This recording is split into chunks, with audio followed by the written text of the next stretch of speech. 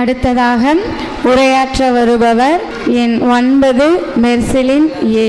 ஆதியில் தோன்றிய மொழி, முச்சங்கம் வளர்த்த மொழி, தேனினும் இனிய மொழி, செம்மொழி என்னும் மகுடம் சூட்டிய மொழியை வணங்கி தன்னை விட உயரத்தில் நிற்க வைக்க, எங்களை தரணியை ஆள வைக்க, எங்களுக்காக முழு மூச்சாக உழைக்கும் ஆசிரியர் பெருமக்களையும் வணங்கி உங்கள் அத்துணை பேரையும் சிரம் தாழ்ந்து வணங்கி பேசப் போகிறேன் தலைப்பிற்குள் இறங்கி. முன்னோர்களுடைய அனுபவங்களால் வந்த சிறந்த பொன்மொழியில் ஒன்றுதான் எண்ணம் போல் வாழ்க்கை, எண்ணம் போல்தான் வாழ்க்கை. அழகாக அமைவதெல்லாம் வாழ்க்கை அல்ல, அமைந்ததை அழகாக மாற்றுவதுதான் வாழ்க்கை. நம் எண்ண அலைகளுக்கேற்ப சம்பவங்கள் நடந்து கொண்டே இருப்பதை தான் எண்ணம் போல் வாழ்க்கை என்கிறோம். எல்லாமே தவறாக நடக்குது, பிரச்சனை மேல பிரச்சனை என்று சிலர் தொடர்ச்சியாக புலம்பிக் கொண்டே இருப்பார்கள்.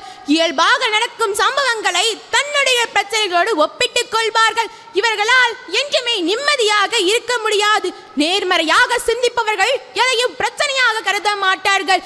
இழக்கும் சம்பவங்களை எளிதில் கடந்து சென்று விடுவார்கள். அடுத்தவன் விமர்சனம் பற்றி கவலையே படமாட்டார்கள்.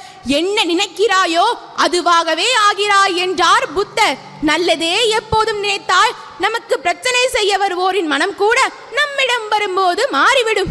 எதுவும் கடந்து போகும் என்பது எவ்வளவு உண்மையோ அதே அளவு எண்ணம் போல் வாழ்க்கை என்பதும் உண்மைதான். நாம் ஒவ்வொருவரும் இப்போது வாழ்ந்து கொண்டிருக்கிறோம். நம் வாழும் வாழ்க்கை நமக்கு பிடித்திருக்கிறதோ இல்லையோ, வாழ்க்கை எனும் பயண பாதையில் பயணித்துக் கொண்டிருக்கிறோம். நம்மை போன்ற வாழ்க்கை தான் எல்லோருக்கும் என்று இல்லை. எல்லோருக்கும் ஒரே மாதிரியான வாழ்க்கை அமைவதில்லை.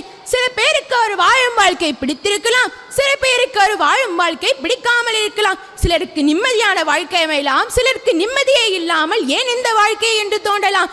வாழ்க்கையை விரும்பி ஏற்றுக்கொள்வார்களா என்றால் இல்லை. எல்லோருமே தன்னுடைய எண்ணம் போல்தான் வாழ்க்கை அமைய வேண்டும் என விரும்புவார்கள். அதாவது தான் எண்ணியது நிம்மதியான, மகிழ்ச்சியான, செல்வ செழிப்புடன் வெற்றிகரமான வாழ்க்கையை வாழ வேண்டும் என்னும் எண்ணம் தான். நாம் வாழ வேண்டும் என்கிற வாழ்க்கை ஒருபோதும் தானாக அமையாது. நமக்கான வாழ்க்கையை நாம் தான் அமைத்துக் கொள்ள வேண்டும். அரண்டவன் கண்ணுக்கு இருண்டதெல்லாம் பே என்ற பழமொழியை கேள்விப்பட்டிருப்போம். அதே போன்றுதான் எதிர்மறை எண்ணங்களை கொண்டிருப்பவர்களுக்கு தன்னுடைய வாழ்வில் என்ன நடந்தாலும் அது எதிர்மறையாக நடப்பது போன்றுதான் தோன்றும்.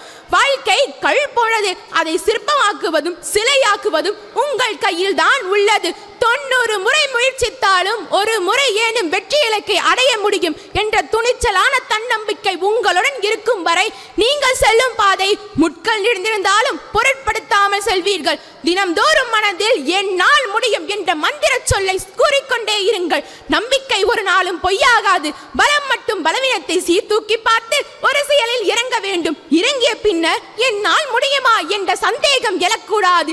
எண்ணிய முடிதல் வேண்டும், நல்லவை எண்ண வேண்டும், தண்ணிய நெஞ்சம் வேண்டும், தெளிந்த நல்லறிவு வேண்டும் என்கிறார் பாரதியார். சூரிய குதிர்களை குவியாடி மூலம் குவித்து காகிதத்தின் மின் காட்டினால் காகிதம் புகைந்து எரிய தொடங்கும். நம் எண்ணங்களின் வலிமையும் அப்படித்தான். எண்ணங்களை ஒருமுகப்படுத்தினால் எண்ணங்கள் செயலாகும். இதைத்தான் வள்ளுவர் எண்ணிய எண்ணாக எய்து எண்ணிய தண்ணிய அகப்பெறி என்று கூறியுள்ளார். வாழ்க்கை ரயில் பயணம் மாதிரி. நிறைய நிறுத்தங்கள், வழித்தட மாற்றங்கள், விதவிதமான மனிதர்களுடன் பயணங்கள், ஏன் சில நேரத்தில் விபத்து கூட.